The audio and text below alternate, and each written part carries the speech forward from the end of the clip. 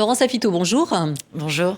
Vous êtes productrice de profession, mais il y a 10 ans, vous avez pris le grand virage du développement durable et aujourd'hui, vous formez les professionnels de l'audiovisuel pour qu'ils aient des pratiques qui soient plus respectueuses de l'environnement. Alors, comment est-ce que vous essayez de changer leur regard ?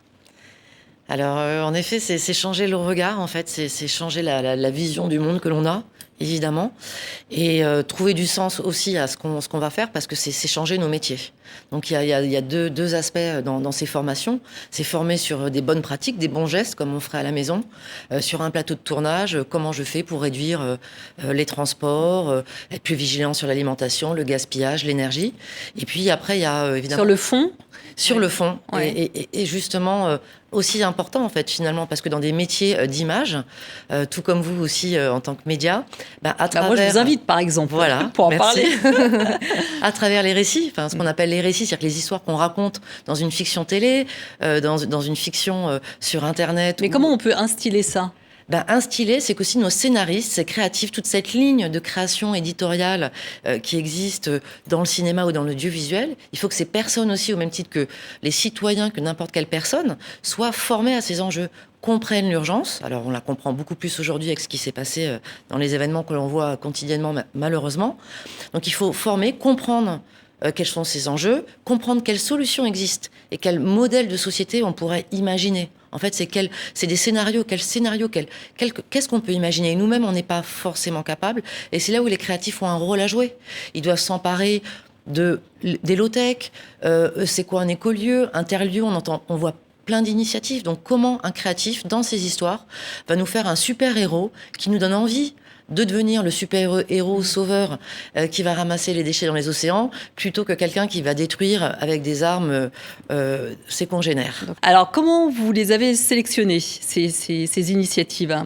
Parce qu'il y en a 17. Oui. Alors, il y a 17 initiatives citoyennes pour 17 objectifs de développement durable. Alors, rappelons ce que sont les ODD, donc, qui ont été mis en place par l'ONU. Donc, les ODD, c'est en effet cette feuille de route de l'ONU qui a été signée par plus de 190 pays. Voilà, on les voit, ces 17 belles couleurs. En 2015, en même temps que la COP21. Donc, on ne l'a pas vraiment entendu en tant que citoyen, mais c'était vraiment un événement assez fort, puisque c'est une feuille de route universelle qui concerne les pays du Sud et les pays du Nord pour la première fois, et c'est véritablement une feuille de route qui concerne tous les acteurs. Donc les États, les nations évidemment, internationales, les territoires, les collectivités, et puis je dirais les entreprises bien entendu, et les acteurs comme nous, citoyens. D'où ce livre aussi pour montrer comment on pouvait incarner à l'échelle de citoyens cette feuille de route qui peut paraître technocrate, mais qui finalement, à mes yeux, était assez claire et assez illustrative dans l'action qu'on pouvait mener à notre échelle. Alors, précisément, vous avez trouvé des exemples qui peuvent être dupliqués. Alors, je voulais parler de l'école de la transition écologique, qui est un très bon exemple, puisque d'ici 5 ans, il devrait y avoir une école de cette transition écologique dans chaque région. Tout à fait. Alors, c'est en effet une très belle initiative de Frédéric Matisse, qui est installé en Haute-Garonne, donc à 30 km de Toulouse, et qui a créé cette école des métiers de la transition, des métiers de demain. C'est vraiment une école qui propose quelque chose qui n'existait pas. Il dit même c'est l'école des jeunes qui n'aiment pas aller à l'école. Alors, c'est peut-être caricaturé. Et donc, dans cette école, il récupère beaucoup de jeunes entre 16 et 25 ans qui soit en décrochage scolaire, soit qui sont en reconversion, soit même certains sortent de prison. Donc des enfants qui sont un peu, des jeunes qui sont un peu perdus. Mais c'est des formations diplômantes. Et ce sont des formations diplômantes, et ce sont des formations qui vous apprennent un métier comme on connaissait le CAP. Donc des métiers de menuiserie, des métiers de maraîchage, des métiers de construction, des métiers manuels. Et là aussi, ce qu'il dit, c'est que finalement, voilà, quand on n'aime pas l'école au sens on est sur des apprentissages intellectuels, finalement revenons aussi et dans ces métiers manuels nécessaires à la transition. Qui sont les métiers de demain. Qui sont les métiers de demain. Maraîchage, c'est comment apprendre à cultiver des légumes de façon respectueuse de l'environnement. La construction en bois ou la construction en terre, c'est des matériaux qui sont beaucoup moins polluants que le métal ou le ciment. Donc il y a vraiment là non seulement un aspect, on va dire, d'inclusion et vraiment social, de donner des métiers et des savoir-faire à ces jeunes et des compétences pour trouver un métier.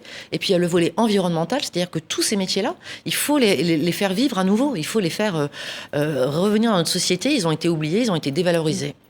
Oui, d'autant que les jeunes, de toute façon, ne veulent plus aujourd'hui être embauchés à n'importe quel prix. Et là, je ne parle pas de salaire, puisqu'ils ont signé une charte. Pour la plupart, 30 000 étudiants, je crois, ont signé une charte par rapport à l'environnement. Vous pouvez peut-être nous en dire un mot? Oui, c'est un mouvement. Enfin, il y a beaucoup de mouvements aujourd'hui qui naissent, et tant mieux. Ce mouvement est un mouvement de jeunes étudiants. En effet, c'est ces personnes qui sont prêts à rentrer dans le monde professionnel.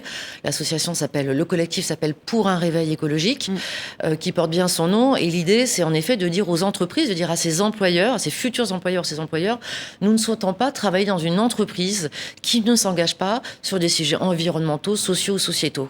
Donc c'est vraiment on va dire aujourd'hui, un bouleversement dans le recrutement de ces talents. Ce sont des talents pour ces entreprises. Et c'est même aussi un bouleversement au sein de l'entreprise, parce que des apprentis qui sont déjà là ou des jeunes en poste ont envie aussi que leurs entreprises s'engagent et proposent. Oui, mais ils ont l'exigence. L'exigence. Oui. Alors qu'aujourd'hui, les entreprises sont absolument obligées de s'engager dans le développement durable.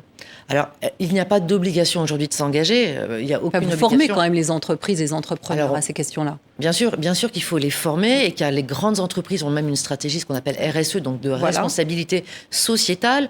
On parle aussi de raison d'être. En quoi une entreprise est là? Elle est là pour vendre des produits, des services, mais est-ce qu'elle n'a pas une autre raison d'être, plus noble, j'allais dire, ou plus éthique? En tout cas, un modèle durable, ce qu'on appelle quel nouveau modèle économique durable pour l'entreprise. Et à ce titre-là, ces jeunes ont raison de vouloir mettre leur énergie, leur savoir-faire et leur matière grise, voire leurs mains pour des métiers manuels, dans des métiers qui vont aider à ce que ce monde se transforme, qui vont nous aider à aller vers des nouveaux modèles de société viables et vivables pour tous. Alors, là, on parlait des entreprises et des jeunes, mais l'environnement, ça concerne absolument tout le monde. Vous êtes l'une des organisatrices du festival Atmosphère, qui a lieu prochainement, et chacun peut apprendre à être plus vertueux. Donc ce festival Atmosphère, dans lequel je travaille, il y a en effet tout le volet avec des personnes de l'audiovisuel, des créatifs, il y a un concours d'écriture, de courts-métrages, avec des scénaristes et des cinéastes engagés. Donc c'est des films à découvrir, et c'est assez incroyable, les petits bijoux. Le concours de courts-métrages est ouvert à tous les scénaristes du monde entier. Et puis on accueille le grand public. Donc là, c'est vous tous, citoyens, citoyennes. On veut agir. Comment agir? C'est un festival gratuit. Vous venez, vous voyez des grands films de cinéma. Vous rencontrez des scientifiques qui vous expliquent aussi toute la complexité du dérèglement climatique et de ses enjeux. Et puis, il y a le village des acteurs. Donc là, l'action concrète, des solutions à ramener chez soi, en famille ou dans son travail aussi. Car chaque geste compte, et c'est aujourd'hui vraiment important d'agir. Le message est passé, et je vous invite à lire vraiment ce livre Ensemble pour demain, avec beaucoup d'exemples très intéressants, très concrets, et que l'on peut dupliquer. Tout à fait. Merci beaucoup, Laurence Lafitau. Merci pour cette analyse.